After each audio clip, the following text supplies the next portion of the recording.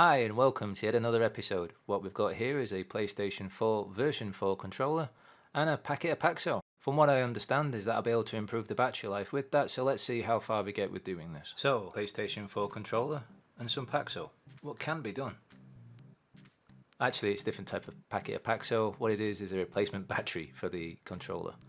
The controller comes with a 1000 milliamp battery, and I want to replace it with this one, which is a 2000 milliamp battery, mainly because the battery has slowly but surely got to a point of where I'm just not getting the battery life. The packet here says that if it has a guarantee, and if you have any problems you should contact them. A little leaflet for the instructions, a little coupon card which basically says on the back of it, from what I remember, it says that good or bad, let them know and they'll send you a £5 coupon. Here's the leaflet with the instructions. It's got the different steps, so let's see how far or how closely we have to follow these. As always, you should RTFM, but who knows. What we've got is these little clips as well, which I seem to remember that's what you can use on net curtains and things.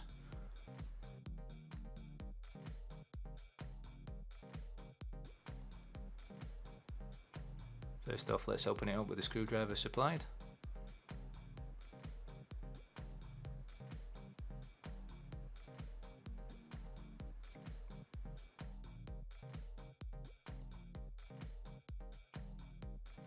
That was easy enough. There did seem to be a little bit of slip, but not too much. What I also want to do is remove this little tool adapter, but basically means that I can use a USB connection, but it's magnetic, so I prefer using these on my gamepads because if I use them on there, it means that I'm not plugging and unplugging all the time. I can just stick that in and leave it there.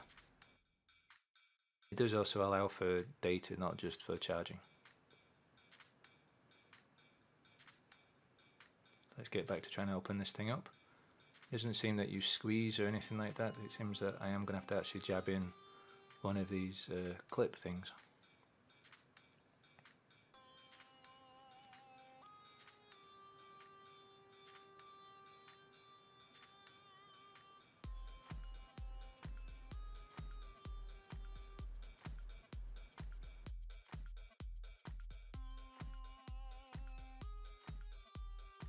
Would help if I actually stick it under the camera.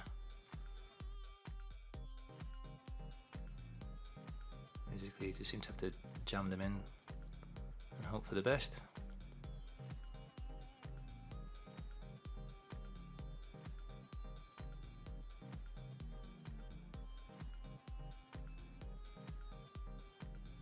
I'm following the steps on where it says to actually stick these different little clips in and run the spludger along the edge there so you can get the back ones in.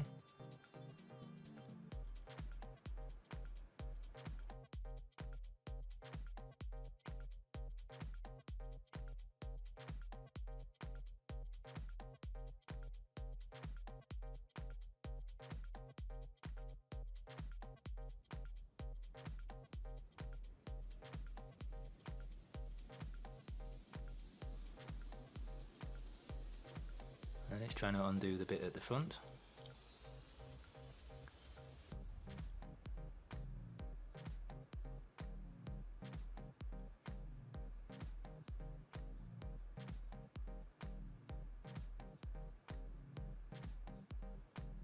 This bit did seem a bit fiddly, and basically what the best way to do it seems to be is to slowly but surely work your way through at the front. So I'll just try to jab them in right up near where it's circling them in the instructions. You need to sort of work your way up to them. For this part I do think that maybe a couple more clips would come in handy. Just maybe two more, just so that you've got two hanging around at the back keeping everything open, and then working away along the front here. It's a bit fiddly, but it does eventually pop. So yeah, you definitely need to run it along the edges there underneath the joysticks until you reach those 2 points that it circles in the instructions. And carefully pull it apart at the back there, watching out for the ribbon cable and the battery suddenly dropping down. So you definitely want to be doing this on a table. You don't want to be doing this sort of hanging over the edge of your bed or something like that. You want to be using a table because you need all the support to to be able to make sure that you don't suddenly yank out the ribbon cable and everything when you put things down.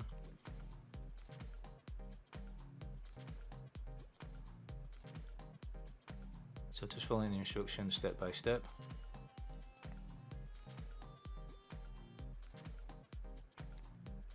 All I'm just wondering is that, can I get away with not actually unplugging the ribbon cable? And looking at it and looking at how I'm molding it and how the instructions say it, I've actually got it upside down compared to the instructions.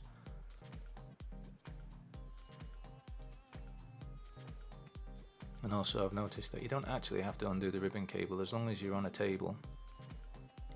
The table will support a distance to the ribbon cable. Maybe I'm stretching it a little bit here.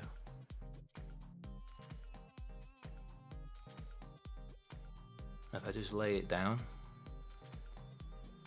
see, I haven't had to undo the ribbon cable, so that's a step you don't have to do. But be very, very careful about pulling out the battery, because you don't want to rip the socket off of the board or anything like that. So it's using a little bit of force, but you know, not being heavy-handed with it. It does pop away. There we go, separate the battery, and I haven't had to undo the ribbon cable. But I am right-handed and I've got the controller upside down compared to what it says in the instructions. But when it comes to the ribbon cables, you want to be very delicate with them, but at the same time it'd be kind of nice just to leave them in the ports that they do go into. So now just opening up the packet for the battery. From what I understand from the reviews on Amazon, that they actually come pre-charged. Obviously just make sure that you don't stab the wires or the battery as you're opening the packet, because you could actually start a fire, so be very careful of doing that. Not overly cautious, but you know what I mean, just make sure you don't stab the battery or the wires as you're opening the packet. Basically we just fit the battery back in again now, making sure that it is the right way around and not forcing it in the wrong way. Make sure that there's pressure on both sides of the wires and it pops in easily.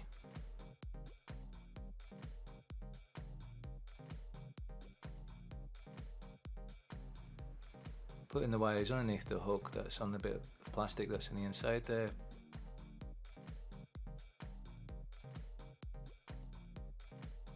And the battery clips into place, sort of. It's just sort of held, it not so much it pops into place, but it is held by the plastic that's there.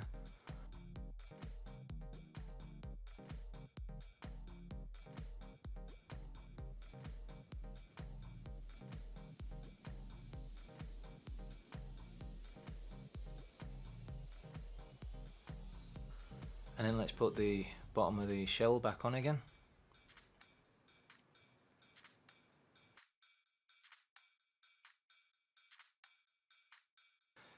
Being careful of those two parts.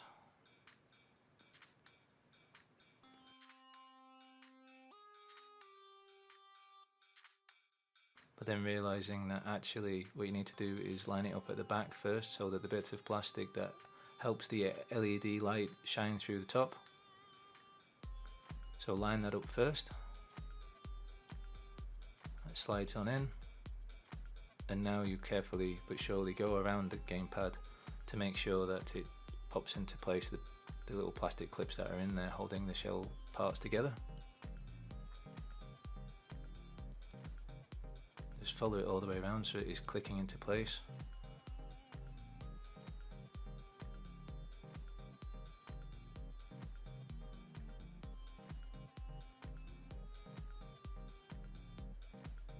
And there we go, it seems to have popped all back together. So now it's just a matter of putting the screws back in again. Now when doing the screws, make sure that you unscrew a little bit before actually going the whole way with them, because what will happen there is that the thread of the screw will pop into the thread that is created in the bit of plastic. If you just put the screw in and drive it in, there's a good chance that you could create a new thread, which means you're damaging the plastic. So make sure that you do go backwards a little bit, just so that you feel it sort of like click into place, and then you can go forward when screwing the screw back in again. It's just a little tip that I picked up many years ago, and it does help not to put too much strain on the plastics, because you're not creating a new thread every time you put it in. Obviously the plastic will wear over a period of time by unscrewing and screwing, but the correct way of basically going back a little bit so that the screw fits into the thread it created previously. Also, don't put all the tension on one screw and then go on to the next one. Do it bit by bit. You know, do a little bit and then work around, do a little bit more on the next screw, do a little bit more on the next screw until that they're all completely tight, instead of driving it all the way in. It seems though there's very little damage happened to the controller. The instructions, as I said, seem fair enough. I do think there should be a few little changes. I do think they could miss out removing the ribbon cable, because there is no need for that. That bit where I'm pointing out with the 2 circles, that bit is fiddly. Having 2 extra hooks may well help with that. If PAXO don't supply them in the first place, what you could do is just buy your own. They're very, very cheap. Everything seems fine, so it'll be interesting on how long the battery actually does last. But as you can see, there's definitely power in there already. But when ordering it from Amazon, you should make sure that you order it for the controller that you have. If you don't have that strip of light across the top of the gamepad, you've got a version 1, 2 or 3, you should buy a battery matching those. I'll leave a link down below for both kinds. As always, happy gaming!